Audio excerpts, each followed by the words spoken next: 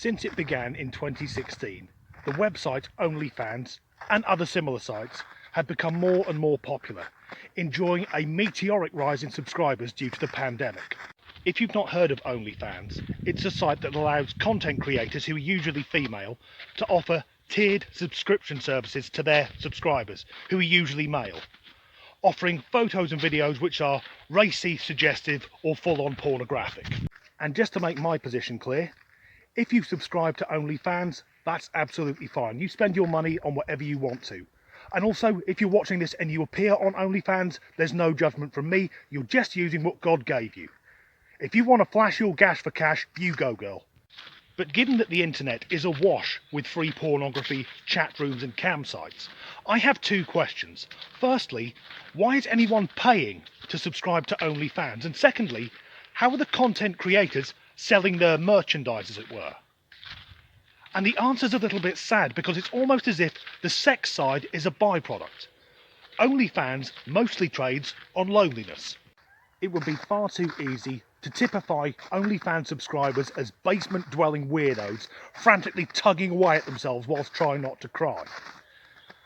But if we look at OnlyFans as a form of social media, because messages can be exchanged and compliments given, then this may be the only social interaction which people get in these strange times we're living in. This is the closest thing they have to a meaningful relationship. But strangely, it's not just the subscribers who are prone to be lonely, because many content creators also struggle to form relationships. During a series of interviews with women who appear on OnlyFans, a common theme emerged, and that's that many men like the fantasy of going out with one of these sexy young ladies, but the reality doesn't quite work.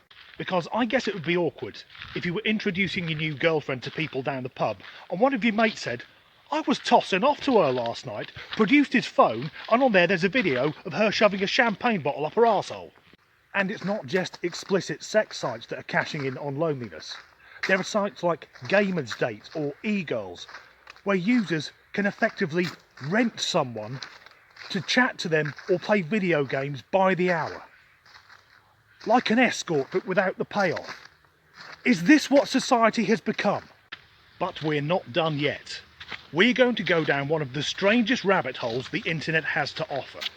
Because back in 2020, a new model appeared on the sex cam site Chatterbait, instantly becoming one of the site's highest earners. And the same thing happened when the model opened up an OnlyFans account. So what's strange about it? Well, she, or rather it, is Project Melody. Melody is a semi-autonomous AI which has become hugely popular with the internet's wanking community. But it's a sad reflection on society that there are people who would rather interact with a computer program than try and find a relationship with an actual person. Many of her subscribers say they're not looking for a real relationship, because men have become so scrutinised and so vilified by third-wave feminists with these bizarre ideas, like a man looking at a woman is a form of sexual assault, that they've just given up. Whereas Melody is there on the computer when they want her to be, and when they turn the computer off, she goes away. However, she is a hentai character, and that always feels a bit noncy. But it must be upsetting for the real performers on these adult sites, who spend months going to the gym, hours applying their makeup and getting the lighting just perfect, only to be ousted from the top spot by Lara Croft's slutty cousin. But still, we're not done yet. There's another layer of weirdness still to go. Because something that started in Japan has now found its way to the West. Mobile phone apps called girlfriend simulators. Apps like Real Girl, which allow users to build their perfect partner. How Wonderfully Dr. Frankenstein, and there are loads of these apps, many for free. So how do the free apps make money? Well, like everything else on the internet, it's advertising. Although these adverts aren't for cars or eBay, it's mostly creepy games with cartoon characters doing lesbionics. So I installed a few of these apps to see if any of them in any way resemble being in a relationship. First up, the most popular girlfriend simulator, Dream Girl, which, as we can see, caters towards men who like young Asian schoolgirls. Dirty bastards. Next up is Naughty Girlfriend, an app that generates responses to your texts. How shit is your life got to be that you'll spend your evening having a text conversation with an imaginary person? My virtual girlfriend is a bit more novel because it behaves like a dating app, allowing you to meet the girl of your dreams. Provided the girl of your dreams looks like she's come out of a PS2 game. But they have thought of everything. This lass here is even showing a bit of camel toe. Nice. Then finally, we come to the talking girlfriend simulators. You don't need to type to these, they can have a conversation. Provided you want your girlfriend to sound like Stephen Hawking's sister, and the level of conversation is like talking to someone with severe concussion. But maybe these are good for people with low self-esteem to just practice talking.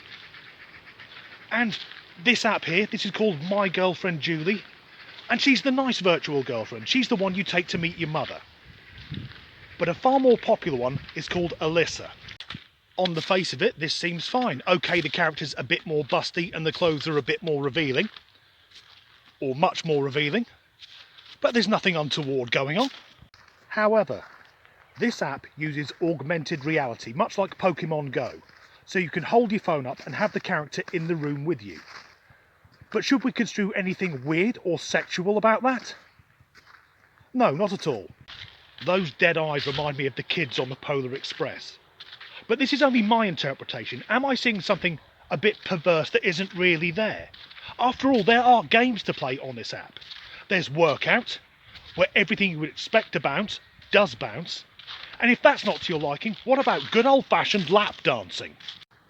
Do you remember the episode of Futurama where Fry builds the Lucy Lou bot? We're one step away from that, although if I suspected anyone of being a robot, it would be Lucy Lou. The woman hasn't aged in 25 years. When I was a child, there was a TV programme called Tomorrow's World, which tried to predict what the world of the future would look like.